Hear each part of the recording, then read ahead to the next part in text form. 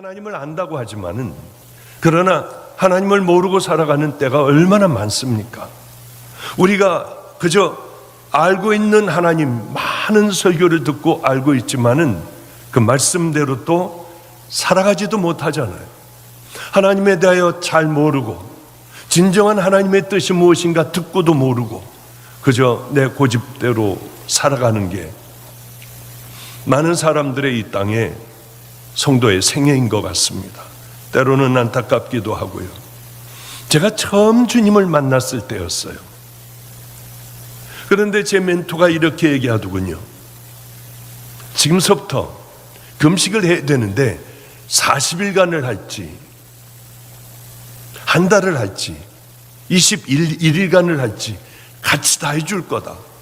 여러 집사님들과 믿음의 사람들이 제가 금식을 한 번도 안 해봤으니까 같이 금식을 할 텐데 이제 생명을 여기 걸고 이것을 완수하고 그리고는 종의 길을 걸어가야 한다. 저는 아무것도 모르는 사람이에요. 그래서 이제 금식을 21일간 해라. 아무것도 모르는 저는 밥을 굶으며 기도하는 게 금식이구나 하고 많은 성도들과 함께 제 멘토가 맨 앞에 서서 금식으로 저를 끌어주고 있었는데 하루하고는 못하겠더라고요. 온몸이 쑤시고요.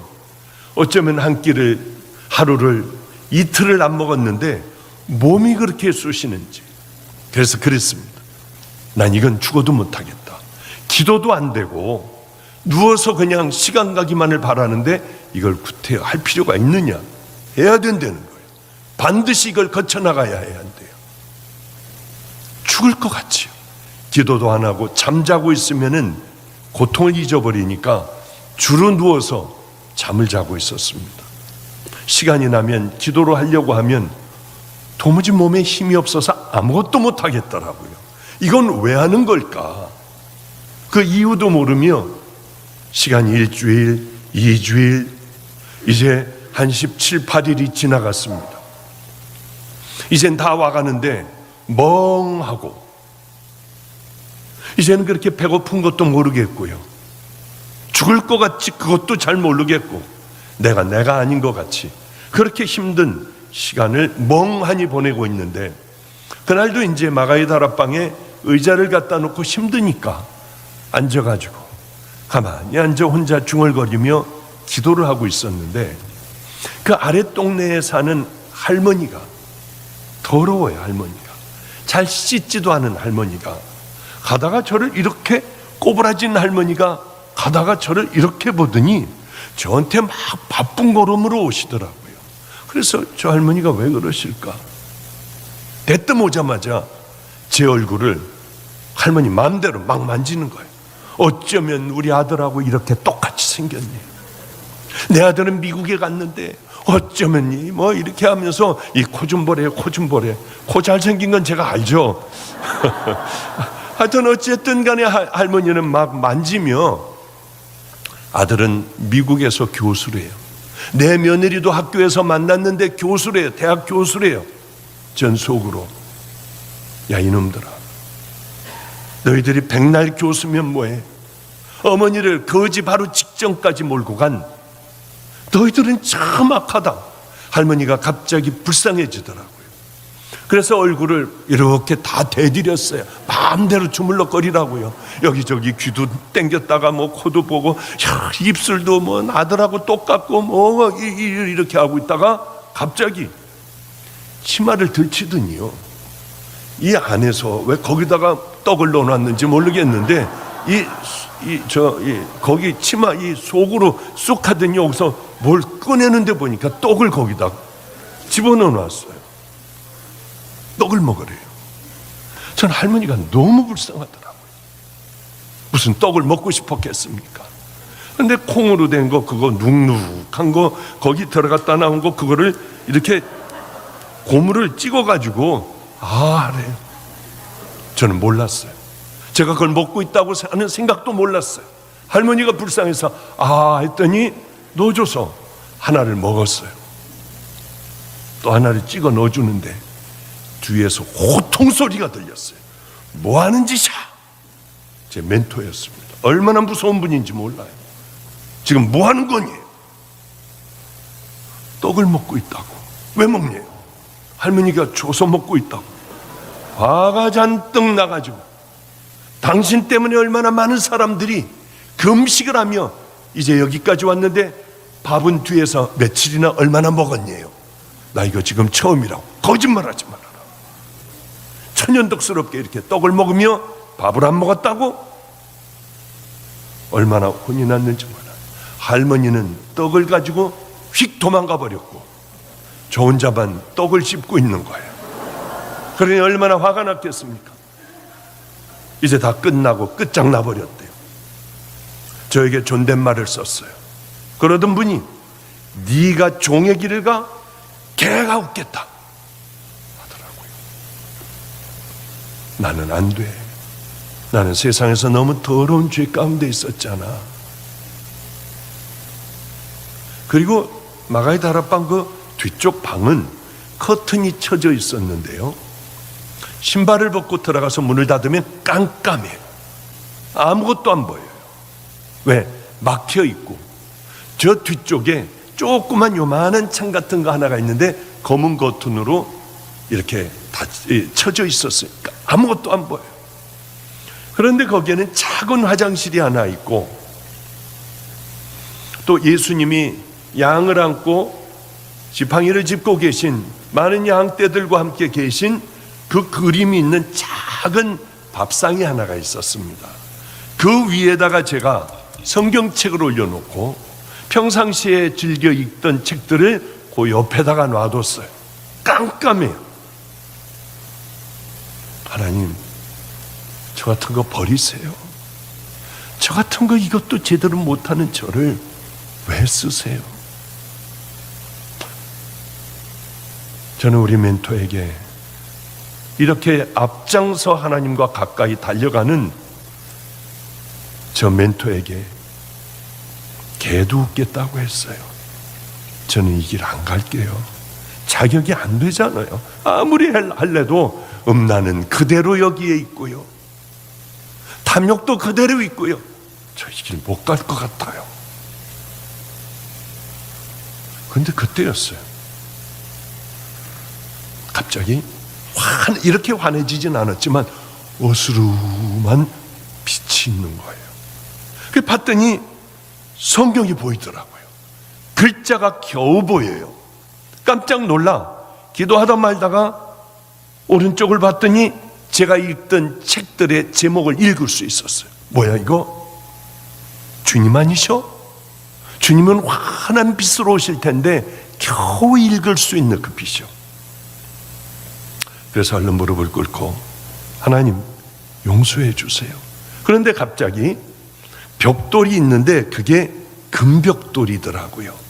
그게 딱 쌓여 있는데 아주 기가 막히게 쌓여 있는 거예요. 제 그냥 혼자의 생각은 저거는 제단 같다. 어쩌면 저렇게 잘 쌓여 있고 정금과 같은 그런 색깔로 빛이 날까? 갑자기 이게 뭘까 하는데 마음에서 그런 감동의 소리가 들리는 거예요. 지금 너의 그 마음을 절대 잊어서는 안 된다. 얼마나 좋았는지요. 하늘 같은 내 멘토가 틀린 거예요. 너는 이 마음을 버리지 마. 제 멘토는 개가 웃겠다. 개가 웃겠어. 네가 종이 길을 가면. 그러나 주님은 너는 이 마음을 잃으면 안 된다 하시는데요, 얼마나 눈물이 나겠어요. 하나님 나라는 이런 거구나. 그때 깨달았는데 저녁 때가 되면 종을 쳐요. 그러면은 가가지고 밥을 먹는데 이제 혼이 나고 떡 하나 반을 먹고 그 다음에 이제 오늘 저녁 와서 저녁이라 먹으래. 죽을 갖다가 탁 놓는데 다 튀기더라고. 그래도 좋았어요. 나는 저 멘토가 하나님하고 친한 줄 알았어요. 저분의 말씀은 하나님의 무조건 말씀인 줄 알았어요. 그런데 저분보다 내가 더 하나님에 대하여 아는 거예요. 비실비실 웃었더니 와서 소리를 지르더라고요. 떡을 먹고 웃어? 떡을 먹고 웃어? 그래도 저는 너무 좋았어요. 혼이 나건 뭐하건 주님께서 내가 가르쳐 주신 그 가르침을 절대 잊지 않으려고 평생을 잊지 말아야지. 그런데 세월이 가면 여기도 또 여러분들과 마찬가지로 딱딱해지고 그저 늙어가고 약해지고 잊혀지는 게 인생인 모양이에요. 그러나 때로는 그런 감격들을 생각하면 지금도 거기에 푹 빠질 것 같아요. 이 생각을 좀 더 했으면 얼마나 좋을까. 그때 좋았던 것, 세상이 다 내 것 같았던 것. 그래요. 우리는 하나님에 대하여 잘 알고 있다고들 지식적으로 하나님에 대하여 많이 알고 있다고 하지만은 그러나 아닌 것도 꽤 많을 거예요. 그리고 이제 저는 그 돌고 안성으로 산에 갔다가 안성으로 들어갔다가 뭐 이러다가 결국은 인천으로 오게 됐습니다. 마가의 다락방을 다시 맡게 된 거예요. 이제는 원장으로 맡게 된 거예요. 저는 할 줄 아는 게 요만큼도 없었습니다. 단호하게 기도하는 것도 못하고 설교하는 것도 찬양인도 하고 기도인도 하고 다 못하는 사람인데 떡하니 맡고 보니 어떻게 해야 할까 하는 고통과 고민밖에 없었어요. 첫 집회를 하는데 8명을 놓고 했습니다. 이제는 사람들이 너무 와 닫아놓고 차들을 다 돌려 보내는 그런 일들도 꽤 많았죠. 지금 같은 겨울 집회가 되면은 또 땡기고 그냥 사람과 사람 사이를 무릎을 꿇고 앉아야만 우리는 예배를 드릴 수 있는 그런 집회였습니다마는 코로나로 이렇게 됐어요. 어쨌든 간에 저는 그런 것도 또 잊어버리며 방주교회에서 열심히 하나님의 말씀을 전하며 살아가고 있는 어느 날 가장 가난한 사람들을 제가 신방을 했습니다. 장로는 안 믿으실 거요. 제가 18년인가 방주교회를 섬겼어요. 단 한 번도 신방 가지 않았어요. 방주교회 성도들은 다 알 거예요. 장로님들은 안 갔어요. 장로님들이 그러시더군요. 우리는 왜 와서 신방을 안 해주니요? 장로님, 저는 제일 가난한 사람들, 믿음 없는 사람들 찾아다녀야 되잖아요. 저는 제일 먼저 신방하는 게 방주교회 올라가는 계단 밑에다가도 방을 하나를 만들어 놓고요, 추워서 떠는 노숙하는 사람들 거기서 살게 하고, 우리는 매일 그분들을, 많은 사람들을 거기서 다 섬겼어요. 우리가 먹는 그 자리에서 먹고, 우리가 먹는 그 수저로 먹고 같이 다들 했어요.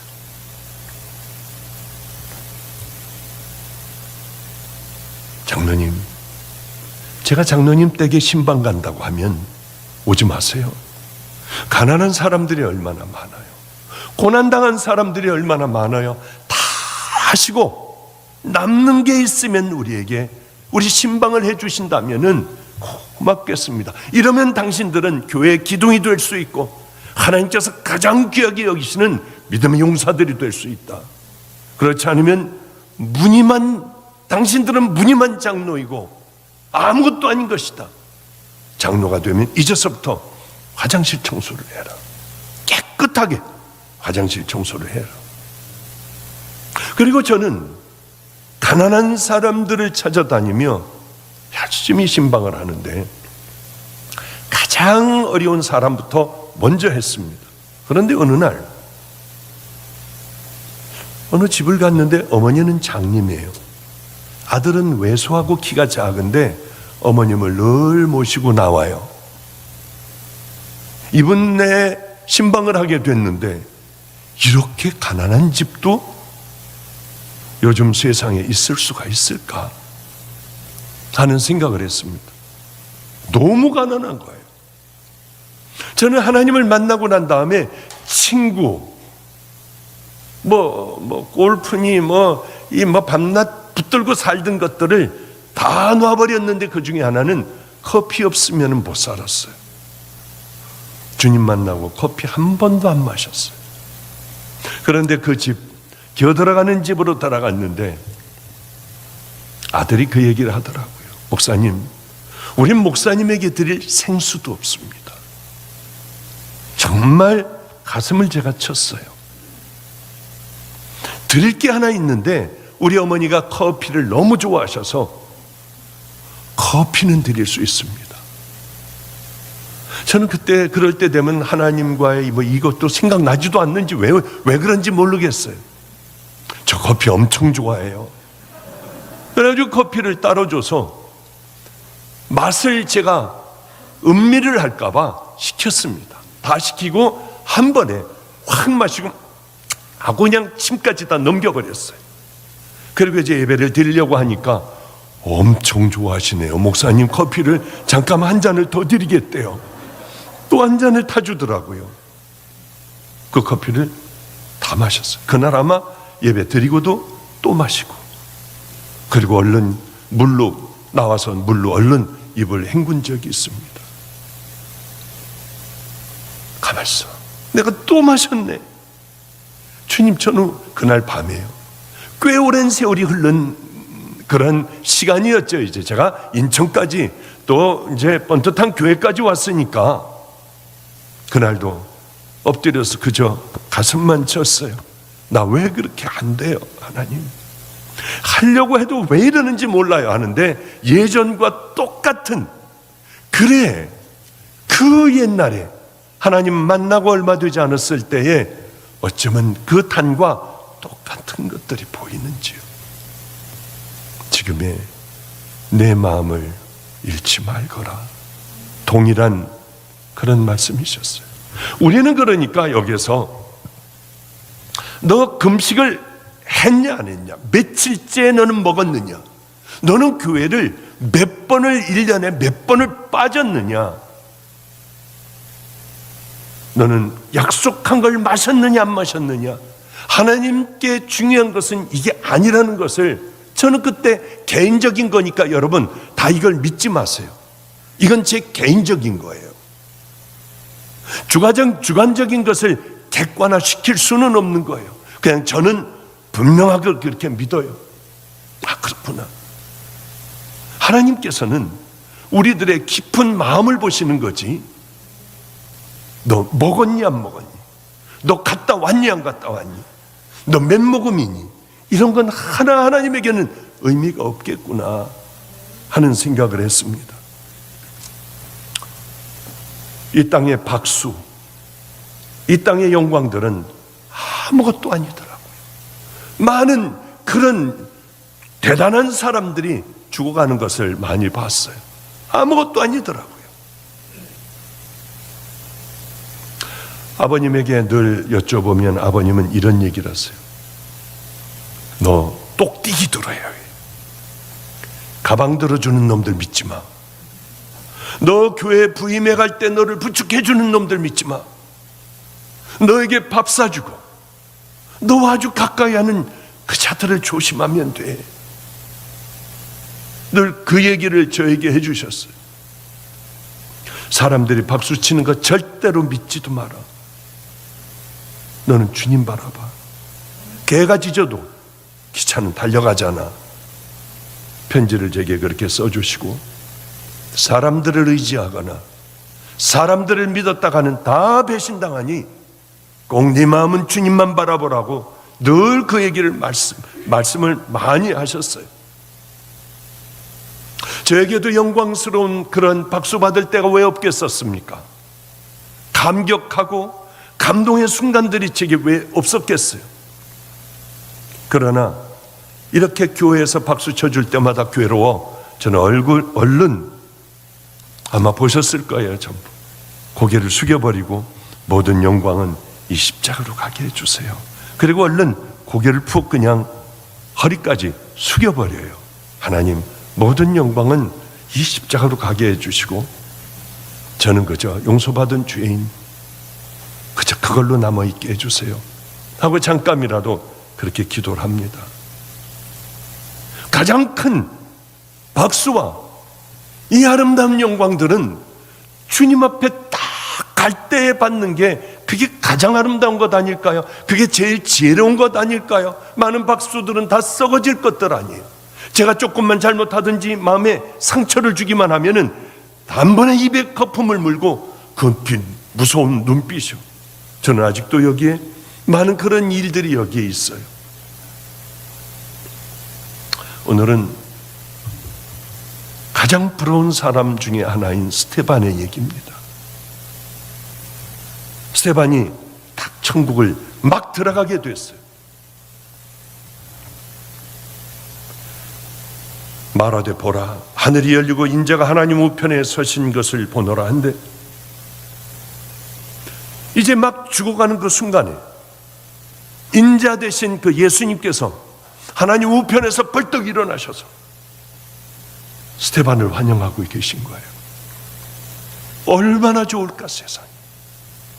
이 땅에 많은 감투를, 아니 대통령, 저는 우리 애들에게 그래요. 늘 야, 어린아이들, 애들도 있거든요. 6살, 7살짜리도 있고 대학생도 있고 다 있어요. 그런데 얘네들에게 너희 다음에 뭐 될래? 대통령. 야야야, 큰일 날라고. 대통령은 아니야. 대통령이라고 하는 건 하다 할 것 없으면 해. 제가 늘 그래요. 우리가 이 땅을 떠나는 날 천국에 막 들어서려고 하는데 우리 예수님께서 벌떡 일어나셔서 우리를 끌어안아 주시며 들어가자. 얼마나 좋을까요? 저는 그 생각을 하면은 너무 하나님 앞에 감사하고요. 내가 어떻게 그때에 주님을 만나 이 길로 들어오게 됐을까? 몸소리가 쳐지도록. 그때 만약에 내가 저쪽으로 튀어나갔더라면 어떻게 됐을까? 그런 얘기까지 하려면 너무 힘들어요. 그러면 나는 어떻게 됐을까? 별의별 생각을 다 하게 됩니다. 우리가 이 땅에 딱 떠나는 날 주님께서 나를 맞아주신다면 얼마나 행복할까? 어느 날 우리 조금 아까 찬양 부른 그 목사의 친구가 있습니다. 그 친구도 같은 나이에요. 다 30대 후반들입니다. 아주 목회를 잘했어요. 든든한 제 오른팔 같았습니다. 얘도 같이 살던 애들이죠. 개척을 했는데 1000여 명이 넘게, 주일날 애들 빼놓고요, 중고등부 빼놓고요, 어른들만 한 1200, 1100, 그렇게 1000명 넘어 모였습니다. 젊은 애들이 너무 빨리 성장하는 거 아닌가 할 정도로 걱정이 됐어요. 그런데 얘하고 같이 이제 집회를 가게 됐죠. 근데 1000여 명 넘으니 어린애들 아니에요, 사실.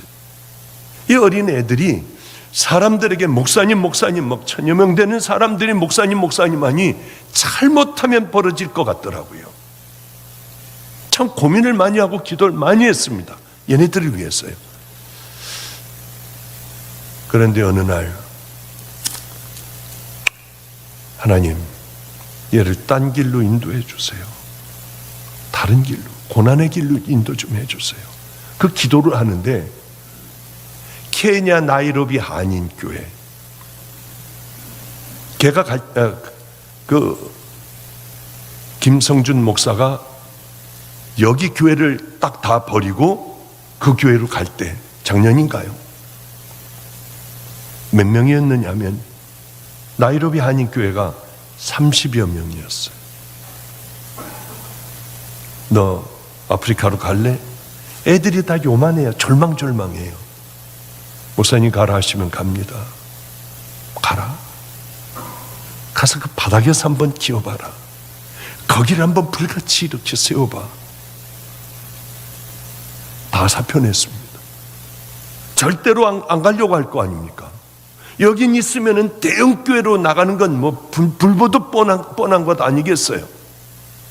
딱 던져버리더라고요. 내가 애들을 그래도 잘못 키우지는 않았다. 칼같이 던져버리고 그건 30여 명 있는 아프리카로 들어갔습니다. 그 아이하고 함께 의정부 쪽으로 제가 집회를 가게 됐어요. 제 옆에 앉았고요. 저는 애들에게 운전을 시키지 않았어요. 제가 운전을 하며 가다가 야 성준아, 한번 여러분들 김성준 목사 한번 들어가 보세요. 꽤 끔찍이 설교를 파워 있게 잘합니다. 기도도 아주 잘 끌고 나가고요. 그런데 이 친구와 같이 의정부로 집회로 가는데, 성준아, 나는 하늘나라 막 들어가는 그 순간에 주님께서 나를 꼭 끌어안아 주실 것 같아. 그럼 난 주님께서 뭐라고 하실지 안다. 뭐라고 하세요, 목사님? 내가 다 봤다. 너의 악하고 더러운 면도 봤고 너의 선하고 아름다운 면도 내가 다 봤다. 그러실 것 같아. 그러면 나는 엄청나게 울 것 같아. 목사님, 천국은 눈물 없는 곳인데 거기서 왜 우십니까? 얘가 깨놓더라고요. 왜냐하면 너희들도 모르는 그런 사연들이 여기 너무 많기 때문에 난 주님 붙들고 그냥 울기만 할 것 같아. 저는 간증하는 거요, 한 20%도 안 해요. 왜냐하면 나머지는 주님하고 클러봐야 될 거 아니에요. 다 알려진 것이 아니라 우리 주님하고 저만 하는 것이요. 그걸 풀어야 하지 않습니까? 나는 너희들이 모르는 많은 사연이 여기 있어. 엄청나게 나 울 것 같아. 그리고 제가 얘하고는 말이 안 되더라고요. 그래서 앞에 보고 운전하며 찬양을 했어요. 하늘 가는 밝은 길이. 이 찬양을 하는데 얘가, 목사님, 저는 그 찬양 너무 좋아해요. 계속 불러주세요. 왜? 나는 부족하여도 영접하실 터이니. 자기는 그게 너무 위로가 된대요.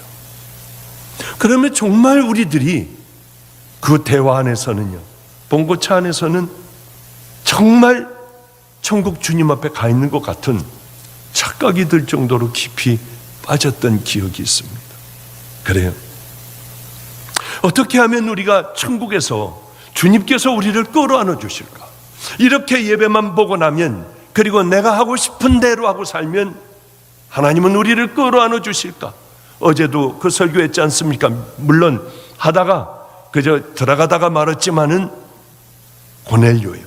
목말라야 한다는 거, 간절해야 한다는 거. 어느 사람이 남의 밭을 일구느라고 깊이 성실하게 파나가고 있는데 덜컥 뭐가 하나가 걸렸습니다. 이게 뭐야? 돌덩어리인가?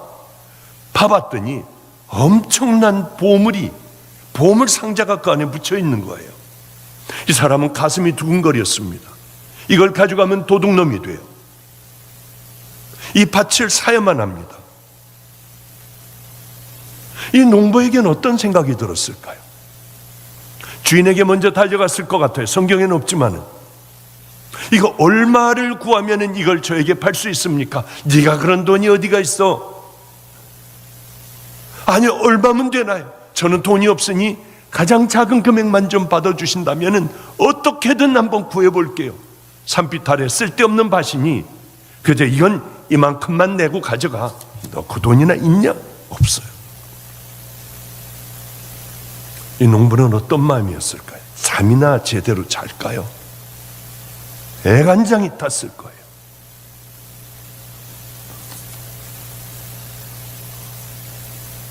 오늘 제가 회개를 좀 했습니다.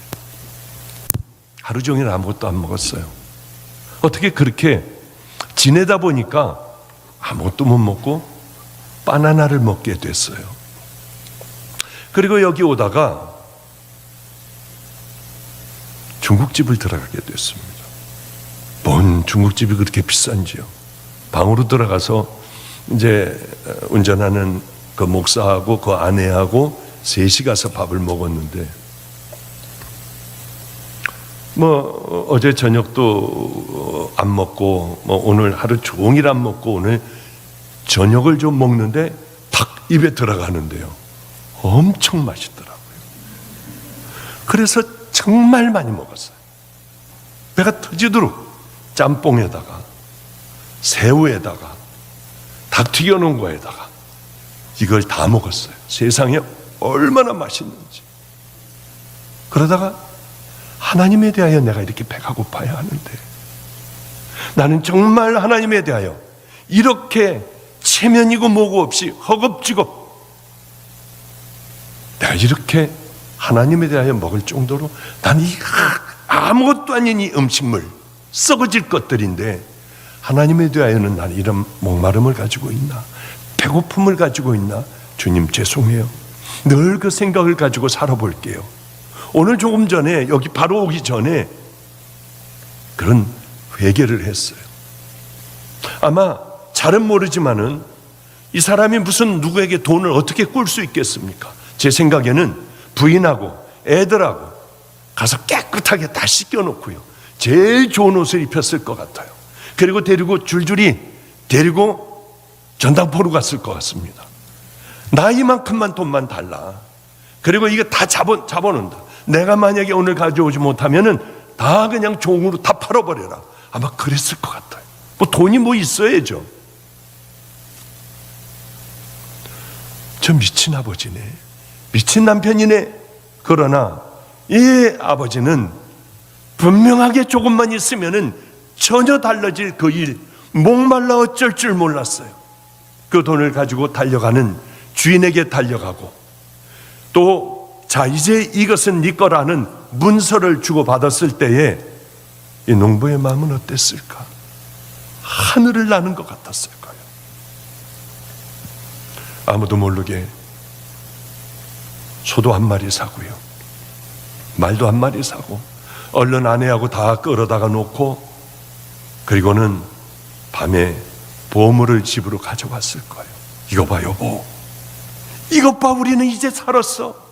애들 대대로 먹고 살아도 우리가 다 쓸 수 없는 이 엄청난 것들을 우리가 얻었어. 예수님께서는 이렇게 말씀하세요. 너희들 그 마음을 가져야 한다. 부활을 발견한 그 농부의 마음. 그 부활을 발견한 농부는 어떻게 했겠느냐? 우리도 마찬가지예요. 어떻게 했겠습니까? 성경은 곳곳에 별의별 얘기들이 다 있습니다. 간절한 목마른 마음 너희들 가져야 해. 어쨌든 간에 스데반을 죽이려고 했어요. 왜? 스데반은 하나님의 말씀을 불같이 토해냈습니다. 대대로 선지자로부터 이제 구세주가 태어날 텐데, 예언되어 온 그 구세주가 오니까 너희들이 다 잡아 죽였다. 온다고 하는 자들마다 족족이 너희들이 다 죽여버리지 않았느냐. 이 사람들은요, 성경에 대한 박사였어요.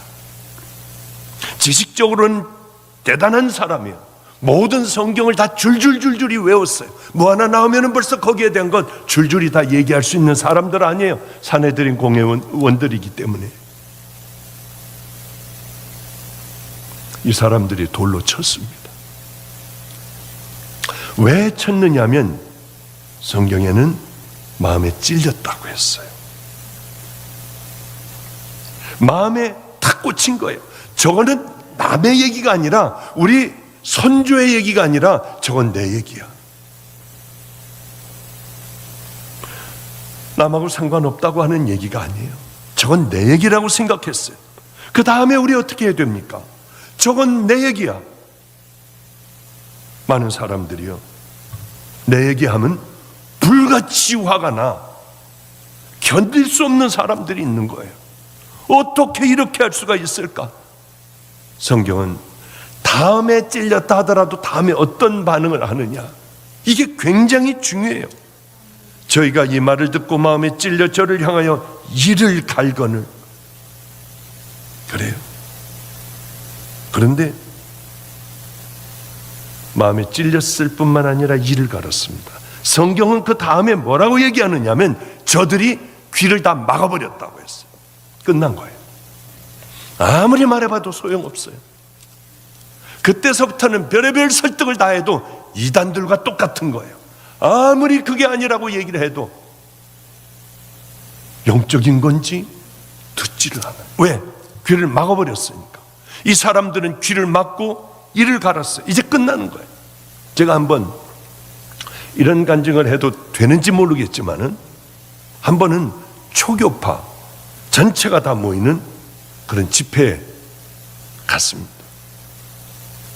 그러니 사람들이 각 교파 사람들이 다 모일 거 아니에요. 밥을 먹는데 웅성웅성 저기서 웅성 여기서 웅성 그랬대. 정말 그 시체를 찾았대. 이 소리가 들리니까 제가 궁금하잖아요. 무슨 시체야?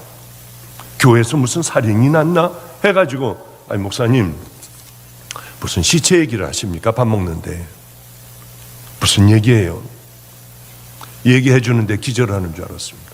목사님들이 쫙 앉아 있는데 대부분 바로 얼마 전에 그 사건들이 전모가 드러난 모양이에요. 어느 교회 목사님이 아내하고 말다툼을 한 모양입니다. 그러다가 이를 갈고 서로 악을 쓰고 상대방의 얘기를 듣지 않고 귀를 막고 있다가 목을 졸른 모양이에요. 목사님이 화가 나니까 그냥 목을 졸라버렸는데 정신 차려보니까 축 늘어져 쓰러지는 거예요. 목사님은 도대체 이거 어떻게 해야 될까? 이 일을 어떻게 해야 될까? 화장실로 끌고 가 토막을 냈어요. 그리고 비닐봉지에 담아 산에다 갖다 묻어버렸습니다. 그런데 예배 드리고 난 다음에 이 자리에는 아무도 앉히지 말아라. 누가 앉으려고 하면 못 앉히는 거예요. 봉고차 이제 이렇게 운행할 때 여기 내 아내가 앉던 자리다. 그리고 울고요. 그런데 결국은 이렇게 저렇게 하다가 아마 바로 그 전후해 가지고 이런 것들이 다 들통이 나고 드러났던 모양이에요. 살인 왜 나는 줄 아세요? 그 목사님이 악해요? 아니에요. 나도 모르게 정신이 없는 거예요. 그러고 이를 갈게 되고 듣지를 않게 되고 그러다 보니까 그만 그 싸움이 났는데 이런 무서운 일들도 순식간에 이걸 어떻게 그러면은 해야 할까 하는 마음들이 있잖아요. 마지막에 악에 찬 사람들은 귀를 막아버려요. 상대방 얘기 안 들어요. 그러니 자기가 생각하고 있던 대로 그대로 약한 걸로 끌고 나가다 보니 살인도 일어나고 별의별 일들도 다 일어나는 것 아니겠습니까? 그래요. 사도행전에 보면 2장인가요? 베드로가 설교를 할 때 똑같이 찔렸다고 하는 단어가 나와요. 3,000여 명이나 모였습니다. 그런데 베드로도 똑같이 설교를 해요. 너희들이 죽였다. 예수를 십자가에 못 박은 건 바로 너희들이다. 아니 왜 모인 사람들이 무슨 십자가에 못을 박아요? 상관도 없는 사람들이에요. 가룟 유다가 팔아먹고 빌라도가 그렇게 언도를 내리고 군사들이 끌고 가 십자가에 못 박은 거지. 거기 왔던 3,000여 명하고 예수님의 죽음하고 무슨 상관이 있겠습니까? 이들은 콱 찔렸어요. 뭐라고 합니까? 옳습니다. 내가 예수를 죽였습니다. 바로 우리에게 이런 마음이 필요한 거예요. 마음에 찔려 화살로 확 와 닿았을 때 형제들아, 우리가 그러면 어떻게 해야 하는가? 한 사람은 이를 갈았고 한쪽은 이를 갈았고 한쪽은 우리가 그러면 어떻게 해야 할지 그 방법을 가르쳐 달라. 그날 3,000명이 구원을 받았다고 성경은 기록하고 있어요. 가장 중요한 것은 정신을 차리고 살아가지 않으면 악한 나라고 하는 본성, 이를 갈아버리고 귀를 막는 이 무서운 본성이 나를 끌고 간다고 하는 거죠. 예수를 믿는다는 하는 것은 어제도 말씀드렸지만 내가 죽는 거예요. 예수를 정말 만나면은 내 가치관이 달라져요. 예수를 믿으면 착해지는 게 아니라 속 사람이 바뀌어진다고 하는 거죠. 그래요.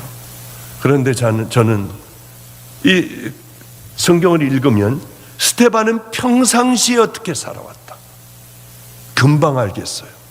평상시에 스데반의 삶은 어떤 삶이었는지 알겠어요. 왜냐하면 죽음이 딱 오고 가까이 오며 이제 곧 나는 죽어, 돌들을 딱 들어가지고 이제 뭐 치기 시작하려고 하는 거 아니겠습니까? 그때에, 위급할 때에 내가 살아온 삶이 드러나는 거예요. 비겁하게 살아왔으면, 세상을 붙들고 살아왔으면 나안가, 저 시커먼 것들 좀 내보내, 저게 날 끌고 가려고 그래. 어쩌면 그런 얘기들 그렇게 많이 들었어요. 제가 얼마나 속이 상하는지요. 저 문은 너무 좁아, 내가 들어가기에는 나는 못 들어가. 세상을 붙들면 얼마든지 이렇게 된다고 하는 거죠. 가치관이 달라져야 돼요. 그런데 이런 위기 때에 여러분들은 어떤 생각을 하게 됩니까? 스데반을 보니까 딱 무릎을 꿇었다고 그래요. 돌이 날라오니까 하나님 앞에 기도를 하기 시작을 하는 거예요. 내 영혼 받아달라고 하며, 주여 저들의 죄를 용서해 달라고 해요. 대단한 사람이구나. 늘 이 머릿속에는 늘 그 마음이 가득 차 있었고 그 삶이 되니까 그런 거죠. 한번 여기에 양심에 찔리는 분들도 있을 겁니다. 뭐냐면은 기도 안 하던 사람이 10분 하려고 하면 지옥같이 어려울 거예요. 왜 이렇게 시간이 안 가는지요? 안 되는 거예요. 늘 하던 사람은 하루에 3-4시간 하지만은요, 자기가 하던 삶에 바로 그 모습으로 하나님 앞에 마지막에 그 모습을 가지고 가는 것 아니겠습니까? 이제 저는 절대로 내시경 할 때 교인들에게 안 가요. 절대로 안 갑니다. 왜냐하면 깨어날 때 별나무 소리를 다 주절거리는 거예요. 이게 여러분 혹시 모르죠? 아는 그 성도에게 가지 마세요. 별의별 소리들 다, 어떤 사람들은 욕을 하고 깨어나고 그냥 아프다고 악을 쓰고 소리 지르고요. 절대. 그래서 저는 절대 아예 모르는 분이요, 그런 데 가가지고 모든 검사들 하고요, 꼭 그렇게 하려고 해요. 우리들의 일상적인 삶을 통해서 그게 언젠가는 마지막에 당황하게 될 그때에 우리들이 나온다는 거예요. 그러기에 항상 기도하고 쉬지 말고 우리는 기도해야 돼요. 하나님 앞에 늘 감사하는 버릇을 가지고요. 한 번은 제게 전화가 왔습니다. 강남에서 제일 큰 교회, 우리나라에서 그래도 제일 큰 교회. 얼마나 가고 싶었겠어요. 그런데 또 뭐 이렇게 톡 하고 가겠습니다. 예, 제가 가죠. 그러면 그럴 수도 없잖아요. 그래서 버티느라고 저도 스케줄 좀 보고 기도해보고 연락드리겠습니다. 그런데 전화를 끊었는데 바로 그 다음에 어디서 전화가 오냐면 우리나라에 지도라고 하는 섬이 있습니다. 지도라고 하는 섬에 한 교회가 있어요. 그 교회에서 그 교회 이름을 잠깐 잊어버렸네요. 소망교회. 맞다. 저런 분들이 있으니까 설교할 맛이 없어요. 힘이 쭉 빠져요. 다 알고 있구나, 그 다음에 어떻게 되는가 다 알 거 아니야 하는 생각을 하면 쭉 빠져요. 조금 있으면 생각나니까 앞으로는 입을 좀 가만히 다물고 계세요. 지도라고 하는 섬의 소망교회에서 전화가 왔어요. 자기네는 작은 섬이고 작은 교회인데 이 교회가 싸움이 나서 반으로 잘라졌대요. 그래서 교회 앞에 바로 앞에다가 개척을 했답니다. 그런데 여기는 서로다가 뭐 작은아버지 큰아버지들이고 혈연으로 뭐 방앗간이고 뭐고 혈연으로 다 이루어져 있는데 교회에서는 원수가 됐다는 거예요. 그러니 빨리 와달래요. 이번 주에 어떻게 합니까? 다음날 그 큰 교회에서 연락이 왔는데 안 간다고 했어요. 스케줄이 바빠서 못 가겠다. 그리고 저는 한번 생각해 보세요. 어디로 가야 합니까? 거기는 좋은 사람들 가지고 부흥회 할 수 있지만은 여기는 어렵잖아요. 가난한 교회잖아요. 그지 한 50명도 안 모이는 할머니 할아버지들 많은 교회예요. 추운 겨울에 그 교회로 집회를 떠났어요. 내려서도 한참 들어가고 또 배 타고 또 한참 건너가고 너무 힘들었습니다. 그런데 결국은 소망교회에 도착을 했는데 정말 작더라고요. 뭐 어디 머물 곳도 없고 목사님 애들 자는 방을 애들하고 목사님하고 사모님하고 같이 다들 자고 우리는 이렇게 저는 거기서 이제 한구탱이에서 자는데 옆방에서 하는 소리가 다 들려요. 숨소리도 들려요. 애들이 떠드는 소리도 들려요. 조용히 해. 강사님 들으셔. 저 강사님 언제 좁아. 근데 이게 괴롭더라고. 하여튼 아침이 돼요. 이제 아침을 먹고 점심 집회를 했는데 어느 권사님 댁에서 밥을 준다는 거예요. 그래서 갔는데 작은 집에 같이 자매 권사님인데 연세가 꽤 많으셨습니다. 그런데 방에 복하고 같이 연결되는 문이 있어가지고 권사님이 주시면은 거기서 이제 복해 있는 거 이렇게 갖다가 상에다 차리고 그랬는데 권사님들이 안 들어오세요. 왜 안 들어오냐고. 권사님 들어오세요 그랬더니 벽만 보고 있지 부끄러워서 못 들어가겠대요. 가슴이 뛰어가지고 못 들어가겠대요. 얼마나 이뻐요 할머니들이. 그래서 이제 같이 밥을 다 먹고 났는데도 안 들어와요. 그럼 제가 나가서 끌고 오겠습니다. 그랬더니 들어와가지고 두 분 다 상에 앉는 게 아니라 벽을 보고 이렇게 쪽머리를 한 분들이 이렇게 앉아 있더라고요. 그런데 담임 목사님이 이분들에 대하여 얘기해 주는데 전 감동이었어요. 뭐라고 하느냐면 6.25가 터졌대요. 근데 이렇게 38선이 있는데 그 마을이 전부 예수를 믿었답니다. 전부 믿었대요. 안 믿으면 다른 마을로 떠날 수밖에 없는 그런 분위기였다고 해요. 어머니가 어딜 가셨을 때 이번에는 심상치 않더래요. 그런데 조금 있다가 집차가 들어오고 확성기로 막 노래도 울려 퍼지고 다들 초등학교 교정으로 다 모여라. 아니면은 재판을 받을 거다. 그러면서 막 동네가 시끄러워졌대요. 꽹과리를 치고 징을 치고 막 다니고요. 다른 세상이 됐더래요, 세상에. 그래서 다 나갔더니 피난 나가지 못한 모든 마을 사람들이 거기에는 목사님, 뭐 전도사님, 뭐 다들 장로님들, 뭐 일반 평신도들 다 모여서 그저 무서워서 있었답니다. 그런데 나중에 얘기를 들었지만 구멍이 뚫린 이런 총을 여기다 메고 이렇게 하고 있었대요. 제가 자세히 물어봤거든요. 예수 믿는 것들은 오른쪽으로 가라고, 안 믿는 것들은 왼쪽으로 가. 그런데 사람들이 다 왼쪽으로 안 믿는 걸로 다 가더래요. 다 갔대요. 자기 둘만 남아서 우리는 예수님 믿잖아. 다 죽여버리가서. 그러면서 무섭게 그러더래요. 자기네 둘만 낼름 가가지고 예수 믿는다고 하는데 갔고 둘만 있었고 나머지는 다 안 믿는 곳에 갔었답니다. 근데 이상하게 인민군이 화가 나서 너희들은 다 오늘 죽는 줄 알라고. 그러더니 너희 둘은 가라고. 그래가지고 막 도망을 나와 대한민국의 이 전쟁이 지겨워서 제일 끄트머리인 지도라고 하는 섬에 와서 평생을 거기 그저 땅을 밭을 일구어 지금까지 권사님들로 그렇게 왔다고 하더래요. 그 얘기를 듣는데 은혜롭더라고요. 이 어린애들이 뭘 안다고 그쪽으로 갔습니까? 그래서 제가 물어봤어요. 그래서 목사님이 한술 더 떠시더라고요. 예수 믿는 그런 이 북한 사람인 모양이었대요. 예수 믿기는 그것들이 무슨 예수를 믿겠습니까?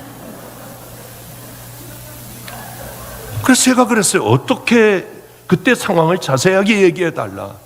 인민군하고 탁 들어오는 생각이 있어서 인민군하고 마주 있었느냐? 그렇대요. 이렇게 보고 있었고 자기네들이 이렇게 있었대요. 그러면은 예수 믿는 것들은 오른쪽으로 가라고, 안 믿으면 왼쪽으로 가라고. 근데 내 오른쪽은 여기예요. 근데 뭐 여러분 오른쪽은 어딘지 뭐 이쪽 아닐 거 아니에요. 그러니까 이 인민군이 하나님께서 헷갈리게 해주신 것 같아요. 얘네들을 보시고 뭔 얘기인지 잘 모르면 뭐 그냥 지나가도 돼요. 하여튼 그런 얘기가 있어요. 거기 가가지고 그게 중요한 게 아니라 그랬더니 할머니들이 확 돌아서더라고요. 맞다 그거다. 바로 그거였는데 여태까지 몇십 년간을 우리는 예수 믿는 그 인민군인 줄 알고 틈날 때마다 기도해 줬대요. 기도하지 말라고. 하여튼 제가 그랬던 일이 있는데 제가 얘기하고자 하는 건 다른 게 아니라 귀한 믿음을 가지고 있다는 거예요. 이 어린아이들은 태어나면서부터 부모님 밑에서 어떻게 살아가야 할 것인가, 어려울 때 너희들은 기도해야 되고 하나님께서 너희들은 올바른 길로 너희들은 하나님 앞에 언제나 살아야 돼 하니까 그것이 이 아이들의 삶이 되고 마지막에 죽음 앞에 갔을 때 그것이 살아나는 하나님께서 개입할 수밖에 없으신 그런 삶이 되지 않았을까, 저는 그런 생각을 해요. 그렇습니다. 우리가 천국에 하나님에게, 예수님에게 벌떡 일어나 예수님께서 우리를 안아주시는 그 삶은 얼마든지 가능해요. 왜 스테반의 하나님만이, 하나님은 스테반의 하나님이십니까? 얼마든지 우리들의 하나님이 되실 수 있어요. 우리들의 행위 가지고 되는 것이 아니라 우리들의 하나님 사랑하는 마음.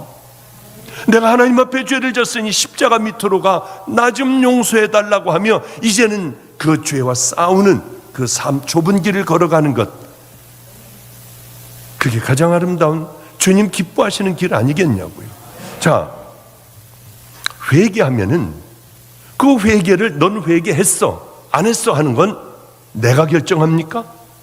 목사가 결정합니까? 아니에요.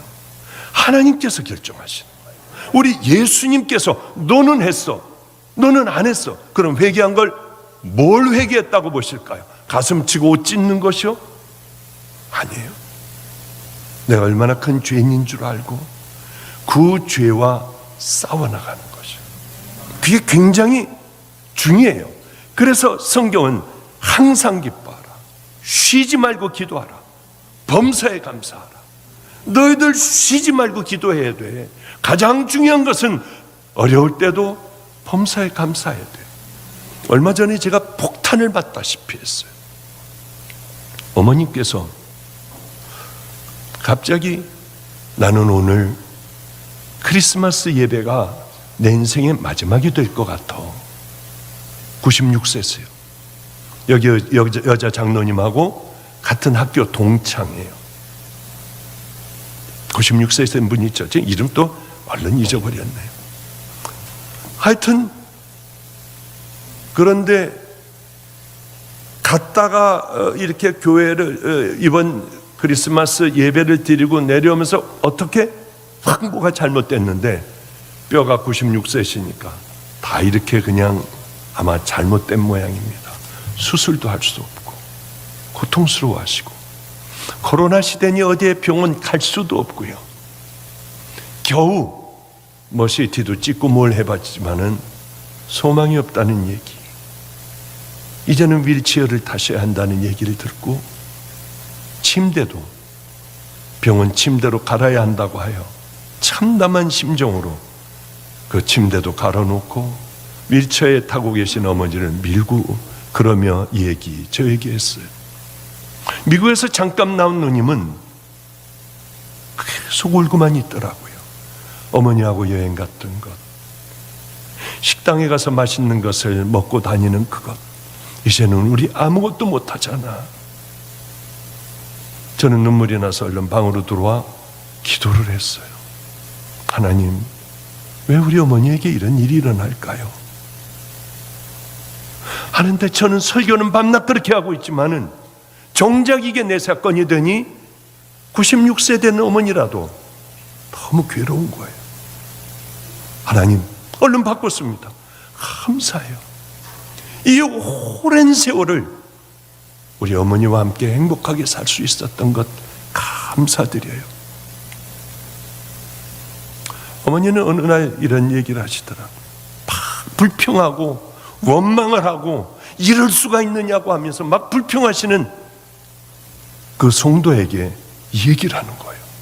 나는 미국에서 40년 가까이 살았어요. 40년 가까이 살았는데 낙엽이 많이 떨어져 있어 낙엽을 다 긁어 모으고 구덩이를 파고 낙엽을 넣었대요. 그런데 어느 분이 생선 한 짝을 가지고 와 다 내장 머리를 다 자르고 탁탁탁탁 해가지고 내장이니 뭐 이런 것들 더러운 것들을 다 그 밑에다가 이렇게 파묻었대요. 6개월이 지났으니 캘리포니아니 이제는 거름이 됐을 거야. 피우지 못하는 난초 꽃들에게 이것을 줘야지. 열어봤더니 썩은 내가 엄청나더래요. 얼른 덮었답니다. 또 한참 후에 이제는 됐겠지 하고 열어보니까 구더기들이 있더래요. 얼른 닫아버리고 이제는 잊어버렸답니다.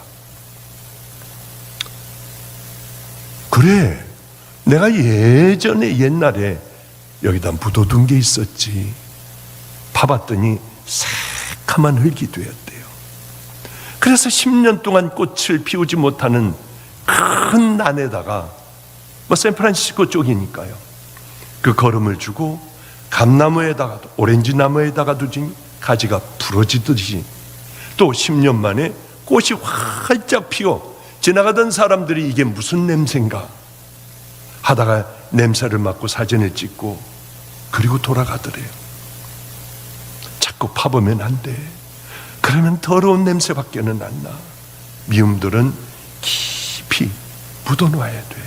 어느 날인가 그것이 내게 양식이 되어 나를 자라게 하고 다른 사람들을 부쩍 자라게 해요. 그 얘기를 듣는데 난 참 좋은 어머니를 두었구나. 그래, 하나님 이 오랜 세월을 함께 해 주셔서 감사해요. 또 어머니가 퇴원하시고 30분 한 시간이 있자 이제 또 아버님이 아프신 거예요. 이제는 소천하실 것 같아요. 얼마나 놀랐겠습니까? 그래서 하여튼 최선을 다하면서도 마음으로 그런 생각을 했어요. 하나님, 이게 마지막이라면 저 지금 대집회 시작하는 날인데 안 갈래요? 내 아버지가 어떻게 하셨는지요? 심장이 안 좋으신데 숨을 못 쉬면서 일어나질 못하시면서 먹은 걸 다 토해내고 뇌 쪽의 문제였나 그런 생각을 할 정도로 다 토해내시면서 이렇게 얘기하시더라고요. 내가 죽어가는 일로 하나님의 귀하신 일을 막을 수는 없어. 빨리 일어나 나가. 지금 일어나 나가. 가서 외쳐. 그래야 내가 살 것 같아. 저는 아버님이 하도 단호하게 그러셔서 그냥 밖으로 나와버렸어요. 그리고는 직접 브리나케 마가이다라 파우누가 겨울 산상성회에 열심히 최선을 다해 말씀을 다 전했습니다. 너무나도 다행히도 어머님은 통증이 가라앉으시고 아버님 병원에 가서 샅샅이 조사해보니 귀에 있는 이석증이 아주 심하게 돌들이 다 밖으로 나와 있다고 하더군요. 그래 지금 치료를 받으시고 많이 좋아지셨어요. 여러분, 우린 준비를 해놔야 돼요. 그리고 어려움을 당할 때마다 제 멘토가 저에게 얘기했듯이 가다가 어려우면은 감사와 기도로 새끼줄을 꽈 하늘나라에 닿게 해라. 무조건 열린다. 감사해야 된다. 그래서 저는 이번에도 하나님, 이 오랜 세월을 부모님들과 함께하고 기쁜 날들, 즐거운 날들 많이 주셔서 감사해요. 특별히 다 믿음 가운데에 하나님을 사랑하는 이 부모님을 주셔서 감사해요. 하나님 정말 사랑 듬뿍 받았습니다. 감사해요. 그 기도를 드리고 난 후에 어쩌면 그렇게들 회복들이 다시 되시는지요. 하나님 앞에 얼마나 감사한지 몰라요. 위험하고 어려울 때 여러분들, 제 멘토가 저에게 비결이라고 하며 반드시 이것들을 지켜야 할 것은 새끼줄로 과 하늘에 닿게 하라. 꼭 그렇게 하세요. 때로는 여러분들의 옥합도 깨어 하나님 앞에 감사함을 드러내기도 하고요. 무릎을 꿇고 크게 불러 가로되 주여 이 죄를 저들에게 돌리지 마옵소서, 이 말을 하고 자니라. 맞습니다. 우리는 믿음의 자녀들이 되어야 돼요. 마지막으로 우리 회개하며 이제는 이 집회를 마치고 싶어요. 제가 안성에서 그 고통스러운 숨을 쉬지 못하는 별의 별 일들을 다 당하며 간증할 수도 없는 많은 일들이 있었습니다. 그런데요, 그런 고통 가운데에 어느 날 내가 다 봤다. 내가 너와 함께 할 거야 이제. 그러며 저 뒤쪽에 주일날 우린 깡패들이니 뭐 노숙자니 이 알코올 중독자니 이 사람들이 들어와서 냄새도 나고요, 예배 드리는데 막 소리 지르고 토하고 하니까 여기 누가 들어오겠습니까? 그런데 늘 하던 얘기를 했어요. 저 뒤에 작은 교회인데 저 뒤에 어떤 사람이 와 엎드려 흐느껴 울더라고요. 무슨 일일까? 처음 오는 거예요. 여러분 같은 사람들은 처음 오는 거예요. 그 다음에 다음 줄이 되었는데 한 사람이 또 여기 앉아서 또 울고 있고요. 늘 하던 얘기를 하는데 우리 애들이 그렇게 울더라고요. 나는 됐어 이제. 우리 주님이 정말 쓰시니 금방 교회는 2달도 안 돼요. 꽉 찼습니다. 정말 얼마나 행복했겠어요. 제가 부천 원미동에 가면 청규와 뼈다구 해장국집이 있어요. 늘 제가 못 먹고 정말 집도 없고 강대상 그 조그만 데서 옆으로 들어 놓아야 잘 수 있는 그곳에 저는 너무 잘 살았던 사람입니다.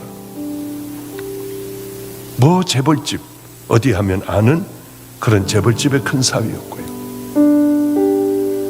주님 만나기 전에 저는 가정은 깨지고 꽤 오랜 세월을 혼자 살아왔어요. 어쨌든 간에 그렇게 편안하게 살던 제가 13년이라는 세월을 고난과 역경 속에 살았어요. 병원에 가서 아르바이트 하고 싶었어요. 그러면 돈을 많이 벌어요. 그러나 종인데 그럴 수는 없잖아요. 그래서 리어카를 사가지고 박스를 주스러 다니기도 했어요. 그런데 그것도 구역이 정해져 얼마나 매를 맞을 뻔했는지 모릅니다. 뭘 하려도 안 됐어요. 종으로서 절대로 의사의 길은 주님의 명령 없이는 안 가기로 제가 결단을 했어요.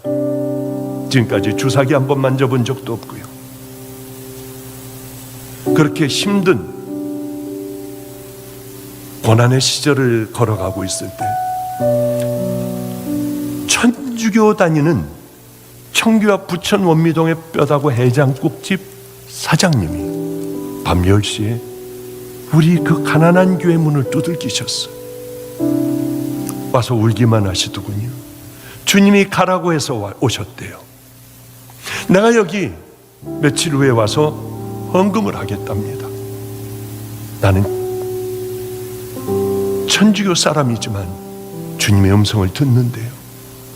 방언도 하고 다 한대요. 환상도 보고요. 그들이 와가지고 제가 기도해 드렸더니 헌금함에다 넣어서 하나님 10만 원만요, 20만 원만요. 그럼 우리 라면 사놓고 있을 수 있어요.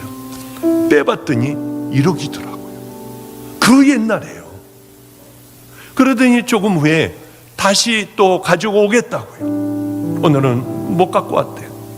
5일인가 후에 5천만 원을 또 넣고 가는 거예요. 주님이 그렇게 하라고 하셨대요. 어쨌든 우리는 그것으로 교회를 옮길 수가 있었습니다. 제 방이라는 게 생겼어요. 물론 의자를 다 위로 올려놔야지나 저는 거기서 잘 수 있는 작은 곳이었지만은 유아실도 있고 주방도 있고요. 사람들도 한 80명, 100명 앉을 수 있는 의자가 됐어요. 20명 앉으면 꽉 차는 데가 얼마나 제가 좋았겠습니까? 컴퓨터도 사줬어요. 컴퓨터를 열심히 했습니다. 설교를 그걸로 했어요. 얼마나 행복한지. 얘네들은 전부 방이 없으니까 그냥 밑에 그냥 밑에서 자는 거예요. 그런데 어느 전도사가 와서 이런 얘기를 하더군요. 음란 사이트가 있으니 애들 못 보게 해야 된대요. 그 음란 사이트가 뭔가? 그리고 음란 사이트 했더니 그런 얘기하면 안 된대요. 그러고 그러면은 영화를 보니까 19하고 빨간 글자로 이렇게 쭉 건 게 있대요. 그 음란 사이트는 아닌 것 같아요. 아마 지금도 잘 모르겠지만은. 그래서 그 영화를 보니까 몇 편이 있어가지고 벌레 먹은 사과가 맛있느니 뭐니 그런 거 몇 편을 5편인가를 꺼내놓고 봤더니 맨 그 짓들만 하는 거예요. 저는 다 잊어버리고 살아왔어요. 그래서 첫 번째, 두 번째, 세 번째 다 그래 쭉쭉쭉쭉 땡겨서 보고 그때 아이고 이걸 영화라고 만들었나? 하나에 한 30초 정도에 쭉쭉 땡기면서 보다가 치워버리고 보다 쳐버리고 괜히 그저 한두 개만 살 걸 괜히 그냥 이렇게 돈 주고 샀네. 그러고 있었는데 저는 저에게 음란한 마음이 확 들어올 줄은 몰랐어요. 상상하지도 못했어요. 그 오랜 기간이 지나갔는데 슬쩍 무슨 짧은 치마 입은 사람 보면은 그냥 눈 때리면서 기도하고 그거였었죠. 마지막 거는요, 조금씩 땡겨요. 조금씩 땡겨. 확 땡겨가지고 끝. 그게 아니라 조금씩 땡겨. 하나님 앞에 죄송하니까 하는 척이라도 해야 되니까요. 그런데 갑자기 너 이러면 안 되잖아. 너는 이제 내 은혜가 다시 살아나기 시작하잖아. 내게 덮어놓은 것을 내가 걷어주고 있잖아. 그래도 당장 눈앞에 이런 유혹 앞에 조금 더 땡겨요. 그럼 조금 쭉 땡기는 거예요. 그러면서 보고 있는 나를 발견했습니다. 그런데 갑자기 힘이 쪽 빠지더군요. 성령님께서 떠나셨나? 얼른 다 던져버리고 강대상으로 올라가서 간절하게 기도하기 시작을 했어요. 방언을 하려고 했더니 안 돼요. 제가 늘 하나님 만나는 방법이 있습니다. 이렇게 손 들고 뜨겁게 이렇게 기도하다 보면 이렇게 내게 뜨거운 은혜가 오고, 그러고 이렇게 간절하게 기도하고 시간 가는 줄 모르고 기도하고, 그런 부분이 있으니까 기도를 오래 할 수가 있죠. 근데 아무리 해도 안 됐어요. 뭘 해도 안 됐어요. 아니야, 자고 일어나면 될 거야. 자고 일어나도 안 됐어요. 아니야, 며칠 지나면 분명히 회복될 거야. 며칠 지나도 회복이 안 됐어요. 나 버림받았네. 아니, 그 오랜 세월들을 내가 이렇게 왔는데 내가 미쳤지. 그걸 왜 봤을까? 왜 천천히 땡겼을까? 확 던져버리지. 요즘은 거기에 잡혀있지 않기 위하여 우리 주변에 있는 목사들 단단하게 훈련을 시켜요. 오늘도 드럼 친 저 목사도 제일 소원이 맥북 갖는 거였다고 그래요. 드디어 얘는 모으고 하여 자기도 노트북을 하나를 살 수가 있었고, 그걸로 남들처럼 수업을 할 수가 있었고요, 설교 다 집어넣을 수 있었어요. 그런데 어느 날 이 아이의 마음에도 세상의 노래를 듣기 시작을 했대요. 드라마를 보기 시작을 했대요. 가만히 있어봐. 하나님이 주신 이 선물을 가지고 내가 그렇게 원하는 거였지만은 내가 왜 이 짓을 했을까? 산지 얼마 안 되는 것을 교회 2층으로 올라가 가지고 그걸 갖다 던져버리고 내려가서 발로 다 진 이겨버렸다고 하더군요. 지금은 어떻게 하고 있는지 저는 모르겠습니다만 얼마나 그때의 상처가 제게 너무 컸어요. 그래 주일이 됐습니다. 이제 사람들도 제법 와요. 그들먹하게 차 있고, 특별히 애들도 거듭나고 학교를 다니고 신학대학도 다니고요. 그 아이들도 앞에 앉아 있었어요. 아이들은 제가 천사인 줄 알아요. 제가 하는 얘기는 지금도 목사들도 제가 헷갈려서 그런지 모르지만 제 한마디 하면은 다 내려놔요. 다 떠날 수 있는 애들이에요. 믿음의 용사들이라고 저는 생각해요. 대한민국의 다음 세대를 끌고 갈 그 아이들로 제가 훈련, 설교 훈련, 기도서부터 훈련을 시켰어요. 그런데 말씀을 전하려고 하는데 너는 늘 내가 얘기했지, 안과 밖이 동일한 종이어야 한다고. 내가 다 본다고 하지 않았느냐. 너는 네 안과 밖을 다 얘기할 수 있니? 네 애들 앞에서. 참아 못하겠더라고요. 마이크를 들고 뒤로 돌아섰어요. 여러분, 얼마 전에 저는 음란 사이트에 들어간 더러운 목사입니다. 한 번만 용서해 주세요.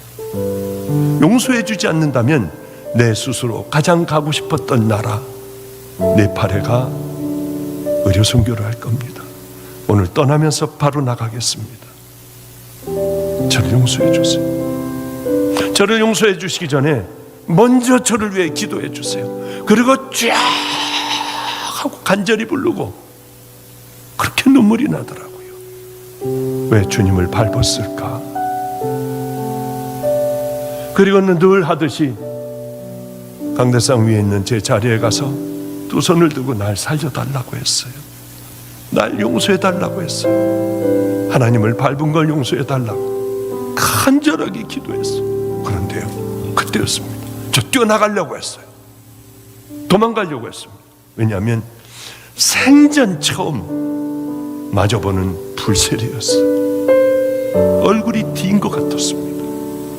확 이렇게 되는데 못 견뎌 도망을 가려고 했어요. 이게 뭐야? 저는 좋은 일이라고 많이 했어요. 나름대로 하나님과 관계되는, 하나님과 나만이 하는 많은 일들이 있어요. 제 재산 모든 것 다 팔아가지고 가난하고 병들고 어려운 사람들 교회 다 나눠버렸어요. 그때는 미지근도 안 했는데 어쩌면 이 죄인을, 주님 밟은 이 죄인을 용서해달라고 기도하는데 불세례가 오냐고요. 그때 깨달았습니다. 우리에게는 죄가 너 살인죄냐, 남의 것들 슬쩍 훔친 죄냐, 이런 게 중요한 게 아니라 철저하게 내가 죄인인 걸 깨닫고 주님 앞에 엎드리는 거예요. 주님 앞으로 기어들어가는 거예요. 그러면 우리 주님은 우리가 엄청나게 우리의 일생을 다 바쳐 큰 일을 해놓는 것보다 그걸 더 기뻐하신다고 하는 것을 저는 제 삶으로 깨닫고 느꼈습니다. 이제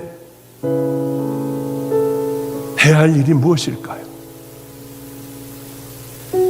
우리는 마음을 하나님 앞에 드리는 거예요.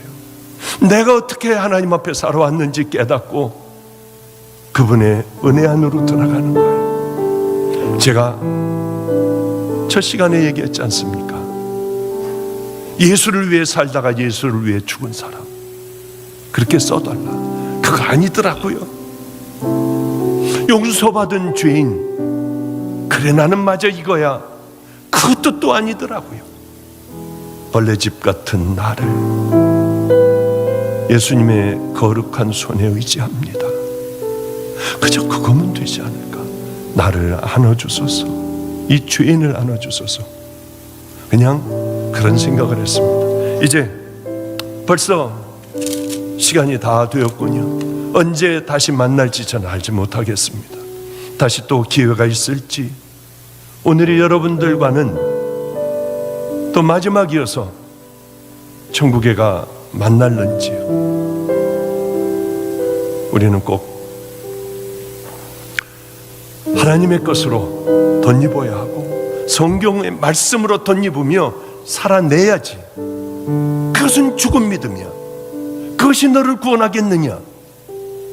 그것이 아니라 이제는 하나님의 기쁨이 되는 그 믿음의 길을 향하여 힘들고 어려워도, 억울해도요, 어떤 고난을 당해도 우린 감사하며 결국은 믿음의 그 길을 향하여 끝까지 완주하시는 후반전이 가장 아름다운 우리 성도님들의 삶이 되시기를 주님의 이름으로 축복합니다. 기도하겠습니다.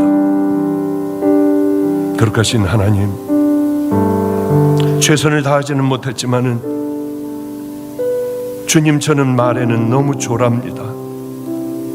성령님께서 10배, 20배, 100배로 강하게 역사하여 주시사 우리 성도들의 마음에 내가 그동안 걸어왔던 삶들을 뒤를 돌아보게 하여 주시고, 이제 마지막 후반전은 내가 어떻게 살아가야 할 것인가, 허리띠를 졸라매며 악하기가 짝이 없는 나를 십자가에 못 박고 결국은 믿음의 길을 향하여 달려가는 마지막이 가장 아름다운 믿음의 용사들 꼭 될 수 있도록 주여 마음에 강하게 역사하여 주시옵소서.